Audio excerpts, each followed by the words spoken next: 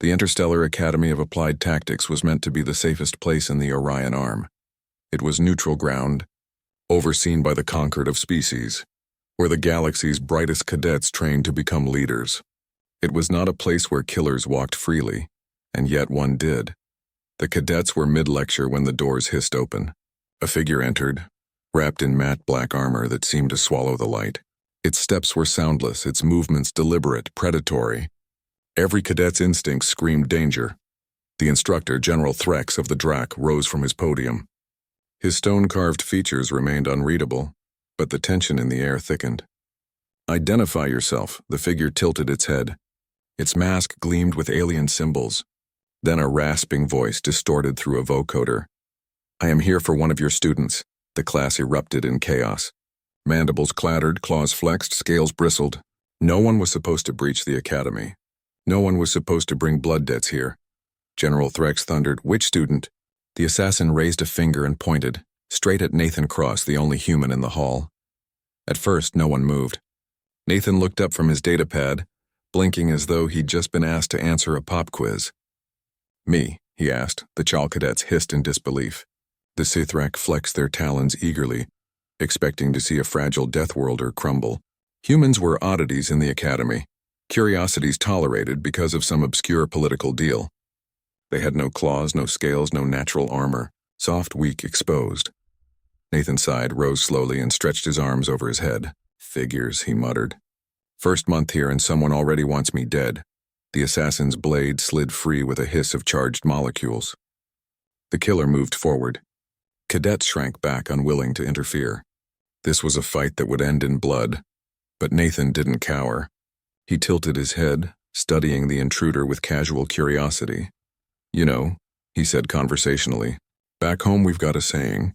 If a fight's unavoidable, make sure you're the one who walks away." The assassin lunged. To alien eyes, it happened too fast to follow. One moment, the blade was slicing for Nathan's throat. The next, the human was inside the assassin's reach, twisting the attacker's wrist with clinical precision. A sharp crack echoed. In the same breath, Nathan rammed his stylus, the same cheap tool he'd been tapping idly seconds earlier, into the narrow gap beneath the assassin's mask. There was a metallic shriek, then silence. The killer convulsed, collapsed, and lay still. Nathan wiped his stylus on the fallen cloak, then looked around the stunned classroom. "What?" he asked. "We done here, or was that today's midterm?" Even General Threx seemed shaken. The granite-skinned veteran stared at the human, voice low and heavy. Class dismissed. The story spread through the academy like wildfire. Cadets whispered of the human who had killed a professional assassin with nothing but a pen. Some swore Nathan's eyes had glowed, that he'd smiled while dismantling death itself. Others claimed he'd moved faster than their sensors could track. None of them forgot the ease with which he'd done it. At the mess hall, the Velician sharpshooters avoided sitting near him. The Chal clicked nervously when he passed. Even the brawny Sithrak, who prided themselves on fearlessness, kept their claws sheathed around him. Nathan noticed, of course. Over dinner, he leaned back in his chair, smirk tugging at his lips. "You guys act like I'm a monster," he said. No one contradicted him.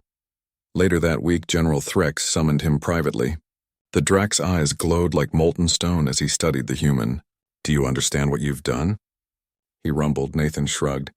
"Stopped a guy from killing me?" "You revealed why your species is feared," Threx replied.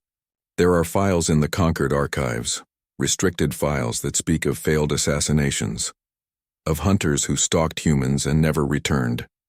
Even the Guild of Knives refuses contracts on your kind. Do you know why?" Nathan met the general's gaze. "Because we don't scare easy." "No," Threx said gravely. "Because when predators come for you, you hunt them back." The academy changed after that. Nathan didn't boast, didn't threaten. He just kept showing up, taking notes, cracking jokes. But no one forgot the day death itself walked into class and left in a body bag. For the first time, the galaxy's brightest cadets understood what Deathworlder truly meant. It wasn't claws. It wasn't fangs.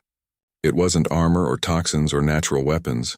It was something buried deep in the marrow of a species that had spent millennia killing predators bigger, faster, stronger than themselves. It was patience honed on the hunt, instincts sharpened in fire, Creativity born of desperation. When killers came for humans, humans smiled, and that smile haunted every cadet who had been in the lecture hall that day. Graduation loomed years later, but the legend remained. Fresh recruits whispered about it in the halls. Did you hear about the assassin? Did you hear what the human did? Nathan never confirmed or denied the details.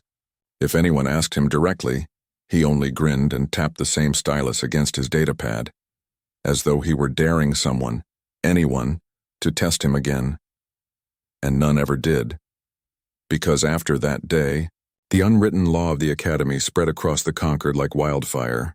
Never hunt a human. Even killers walk away from that job.